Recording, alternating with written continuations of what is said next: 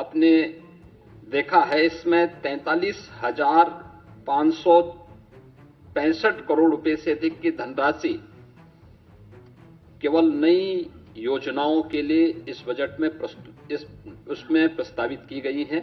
पिछले 9 वर्ष में ये हमारी सरकार का 10वां बजट है और पहली बार हुआ है जब किसी मुख्यमंत्री को 10वां बजट प्रस्तुत करने का अवसर प्राप्त हुआ है यूपी जैसे राज्य में। इससे पहले कभी नहीं हुआ।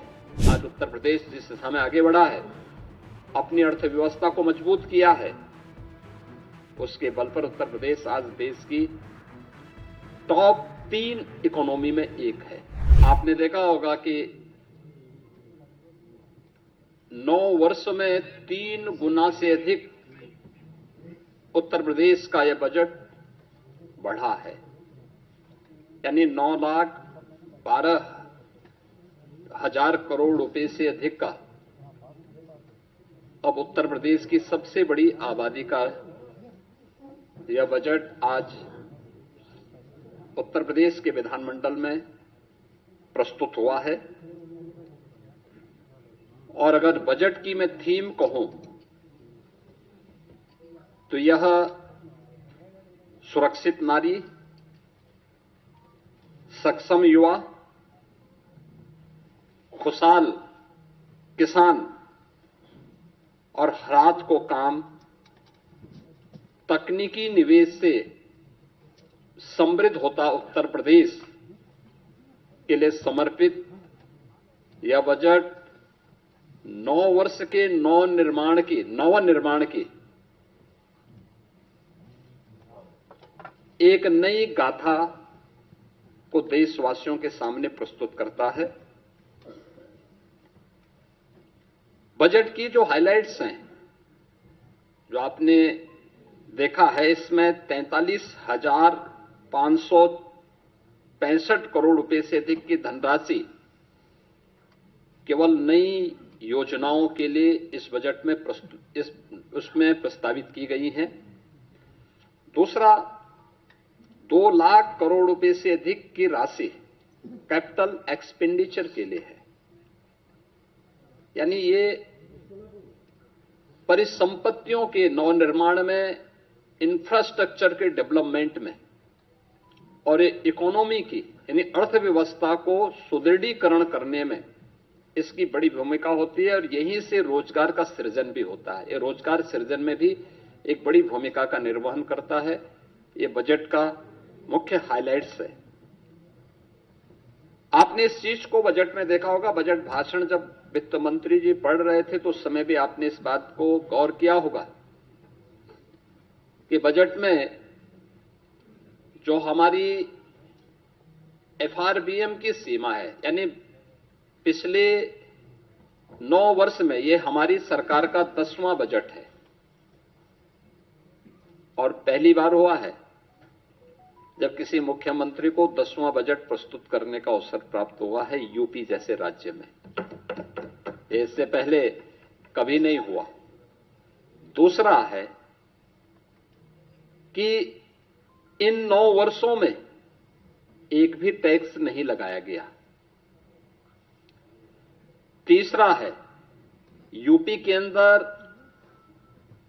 जो भी कर चोरी थी, लीकेजेस थे, इन सबको रोक करके कुशल वित्तीय प्रबंधन के माध्यम से बेमारू राज्य से उत्तर प्रदेश को भारत की अर्थव्यवस्था का एक ब्रेक थ्रू के रूप में प्रस्तुत करते हुए रेवेन्यू सरप्लस स्टेट के रूप में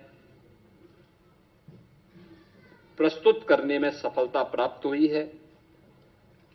2017 में जिस राज्य में ऋणग्रस्तता थी और वह उसकी 30% से अधिक थी, उसे घटा करके हम लोगों ने अगले ही 2-3 वर्षों के अंदर 27% में लाने में सफलता प्राप्त की थी। लेकिन 3 वर्ष का जो कोविड कालखंड था, इसके कारण यह सीमा बढ़ी थी।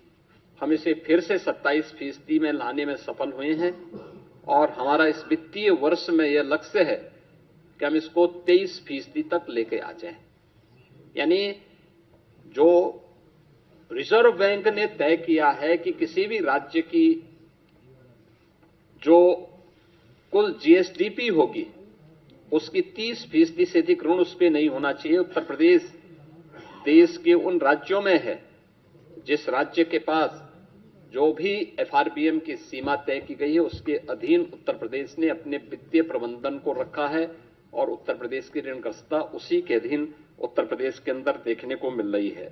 यह हमारा कुशल वित्तीय अनुशासन भी है। बिना अतिरिक्त टैक्स लगाए हुए उत्तर प्रदेश के अंदर वेलफेयर की स्कीम को, इंफ्रास्ट्रक्चर की स्कीम को और प्रत्येक सेक्टर में नई ऊंचाइयों को प्राप्त करते हुए विकास के नित नए सोपान को स्थापित करते हुए आज उत्तर प्रदेश जिस दिशा में आगे बढ़ा है, अपनी अर्थव्यवस्था को मजबूत किया है, उसके बल पर उत्तर प्रदेश आज देश की टॉप 3 इकोनॉमी में एक है। देश की जो टॉप 3 इकोनॉमी है उनमें से उत्तर प्रदेश की एक है। हम लोगों ने उत्तर प्रदेश जैसे राज्य को, हमने देखा होगा कि उत्तर प्रदेश में अब अनएम्प्लॉयमेंट जो रेट है इसको हम 2.24% तक के नीचे लेके आने में सफल हुए हैं। यह स्थिति 2017 के पहले यह लगभग 17 से 19% तक था। आज इसको हम नीचे करने में सफल हुए हैं। जॉब लेड ग्रोथ को लेकर के हम लोगों ने इस पूरे बजट की जो हमारी सोच है, युवाओं के प्रति समर्पित भाव के साथ जो भी ग्रोथ हो वह उनके एम्प्लॉयमेंट को लेकर के भी हो और युवाओं के एम्प्लॉयमेंट पर विशेष रूप से ध्यान देते हुए एमएसएमई, स्टार्टअप, ओडीओपी और स्थानीय उद्यमियों को विकसित करते हुए बृहद निवेश की नई योजना के साथ उत्तर प्रदेश को इन्वेस्टमेंट डेस्टिनेशन के साथ एम्प्लॉयमेंट जनरेटर के रूप में भी एक बड़ी भूमिका के साथ आगे बढ़ाने का तय।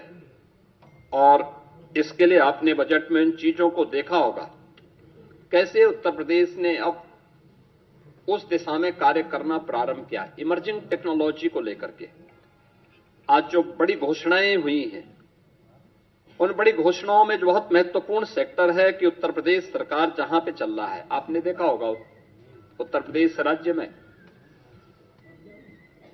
हमेशा इस बात को देखने को मिलता था कि अलग अलग विभाग अलग अलग समय में अलग अलग डाटा प्रस्तुत करते थे। हमारी सरकार ने तय किया है कि हम यूपी के अंदर एक स्टेट डाटा अथॉरिटी का गठन करेंगे। State data authority Uttar Pradesh के अंदर रियल टाइम डाटा और उसकी रियल टाइम मॉनिटरिंग के साथ साथ उसके लिए भविष्य की योजनाओं को